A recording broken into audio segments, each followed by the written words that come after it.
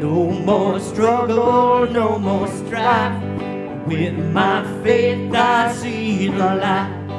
I am free in the spirit.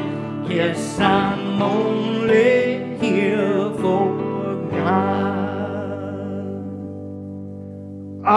I love that music, and boy, does it go along with what we're talking about. Well, here it's our second Sunday in August. It's the Sunday of our journey with this incredibly profound book, White Fragility: Why It's So Hard for White People to Talk About Racism by Robin DiAngelo. This book is a profound journey because it's really one for each of us do for ourselves.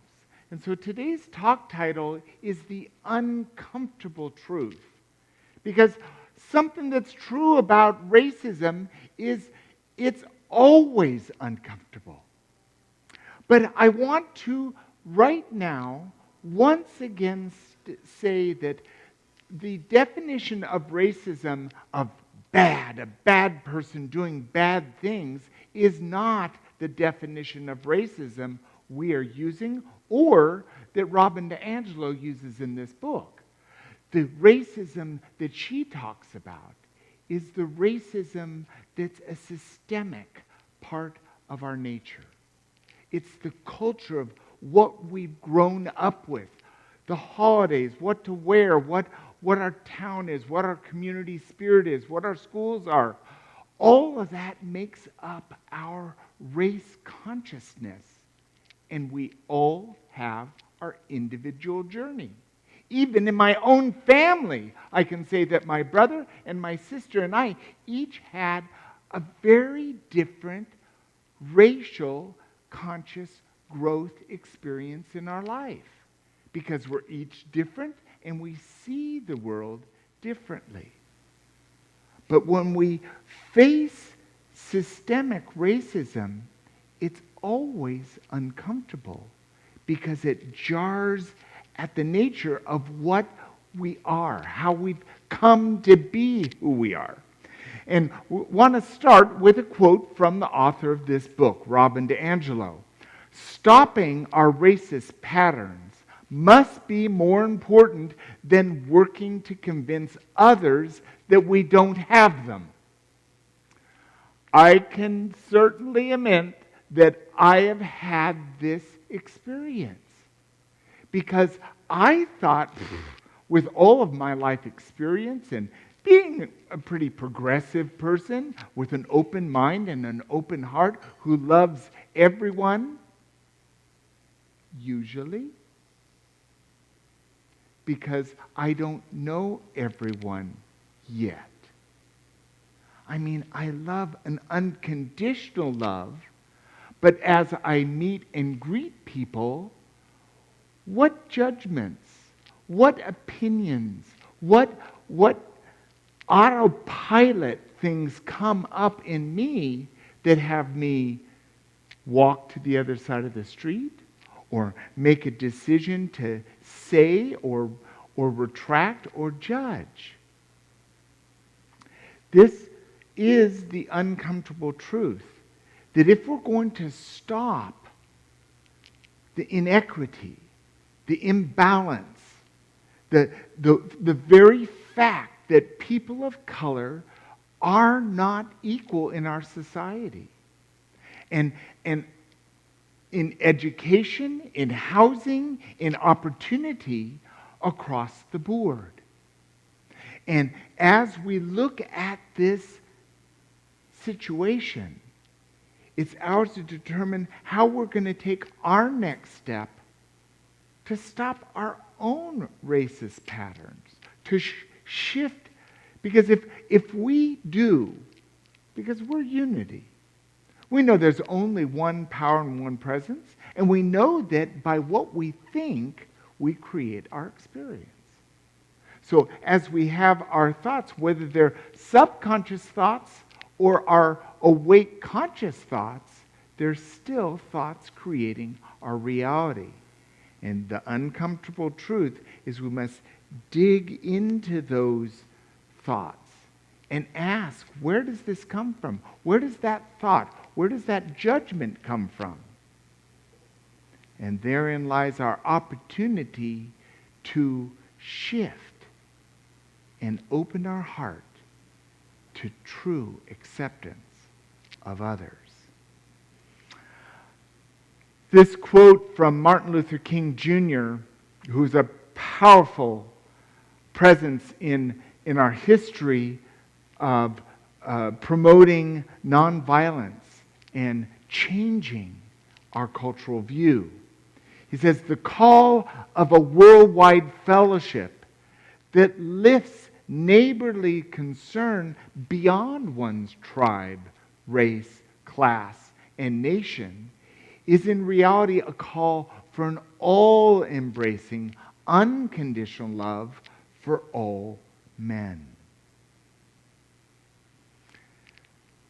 With this call, calling all of us in humanity to rise up and lift our concern from my people, my tribe, my family, my way, my needs, my feelings. And if we come into this place where we can lift up our concern, where we can actually put our highest focus on putting others first. Now, this does not mean we come and give ourselves away. We know the emergency drill.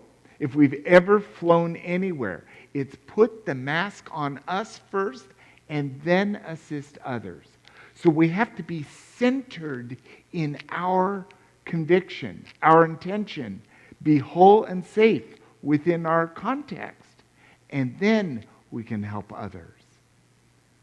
And that's where we lift it up. Lift everyone up from exactly our highest lift of safety and wholeness. It's not going to happen by just turning our back on it and saying, oh, someone else can take care of this.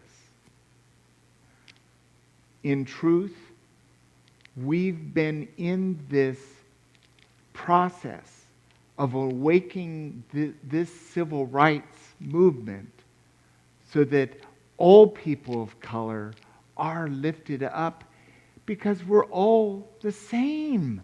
We're all made of the same bones and blood and fluids and skin. We're all holy children of God. And within that, each of us has a unique expression. Each of us has just as much value as another. But if we just sit back and let others take care of this, what is in place is a systemic racism, is a white supremacy, is an advantage to people of white rather than people of color. And it will not shift. It will not change without each of us taking a choice to stand in the truth that we can embrace all and we can approach and relate to others with unconditional love. Now, that unconditional love is the very love that God holds for us. God doesn't count our errors and mistakes. We're loved no matter what. And it's within that all-encompassing, all-embracing kind of love where we can find our way to navigate this racial divide, as we talked about last week in our Sunday service.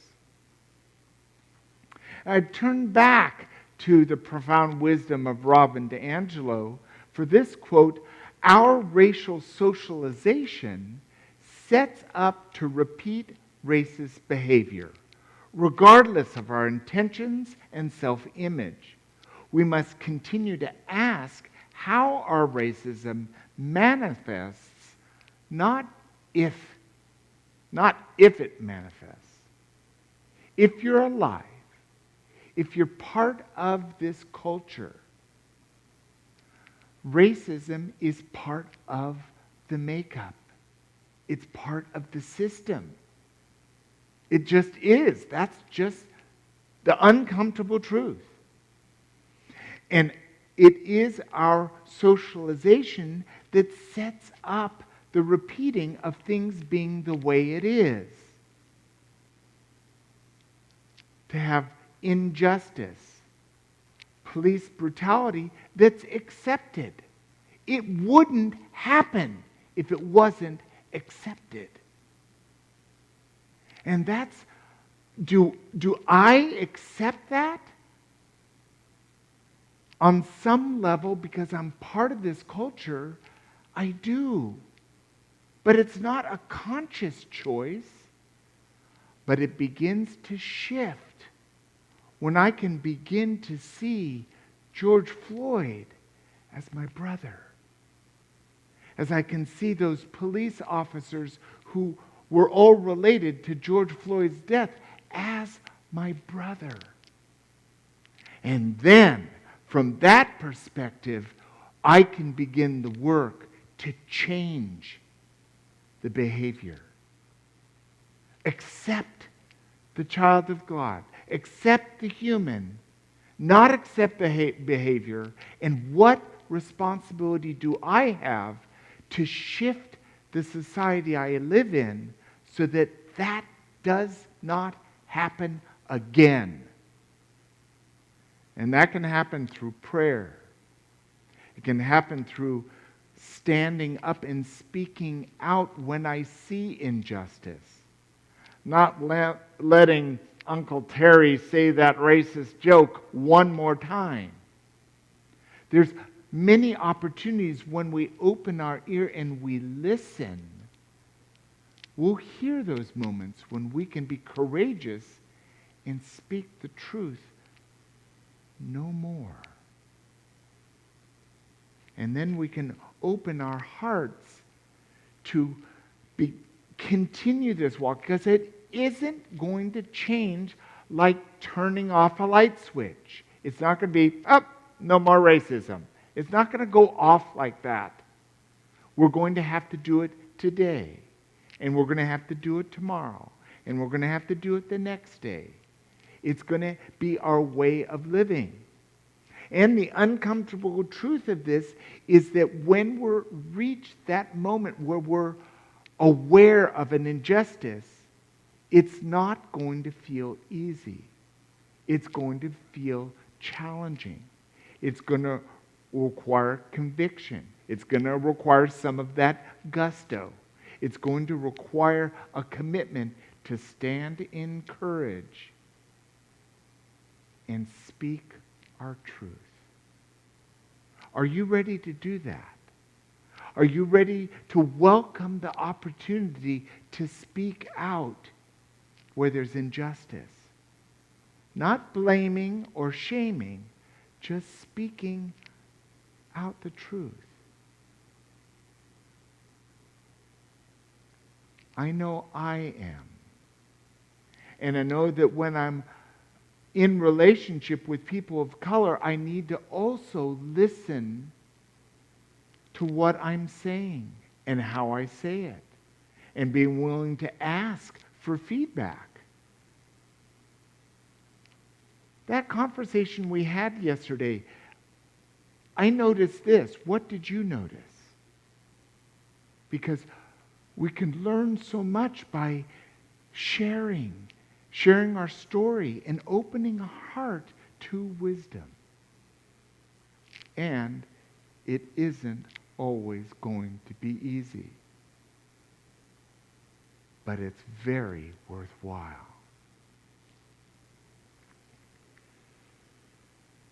And then I have this last quote for the talk today by Ernest Wilson, who is a very powerful unity minister.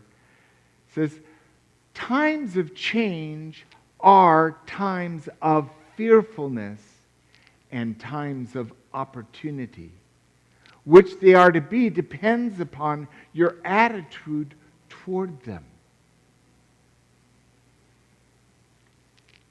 Life presents all kinds of things for us to deal with. And one thing that life promises to give us is change is the only constant we can depend upon. There's going to be change. And some of those changes are going to be quite fearful, are going to challenge our core. But what's important for us to do is to embrace all of our feelings, all of those feelings, and bring them into completion. I want to share with you that last week, on July 31st, when I was coming home from my 2-week sabbatical, feeling so refreshed and renewed, I slept 12 hours the night before, and I checked out of my Airbnb, and I was driving into New Braunfels, a mile from home, on 306. And right as Farm to Market 306 came to I-35, you know that intersection's been being redeveloped for months now. And I saw ahead, just a little over half a block ahead of me, there was a construction worker standing in my lane, literally standing in my lane with its huge cables that were pulling across the lane, was standing there right in my lane. And I was so fixated on that, I drove right through the red light. And a car impacted my side, airbags deployed. Fortunately, myself and the driver of the other car came out of those vehicles with minor injury. But both of the cars were totaled. So I haven't had to heal much. There's a scratch on my cheek and my glasses grabbed into my nose. There hasn't been a lot of physical healing, but I've had huge emotional trauma. Because in a split second, our life can change. And it's ours to address what has happened. And we can't set this car in an issue of racial socialization. But in my life, this week, I've had deep despair, remorse, shame, and guilt for causing the accident. Feelings of anger and hurt, deep sadness. And with each wave of emotion, I've been able to give myself time to cry, to beat a pillow, to speak out loud, to say a prayer, to write, and to vent.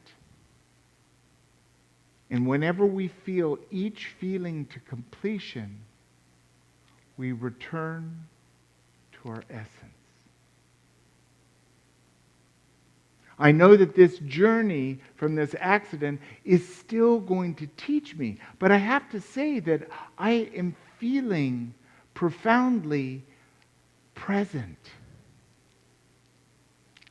open, and aware, ready to do what is mine to do, knowing that no matter what shows up, I have the commitment and courage to address.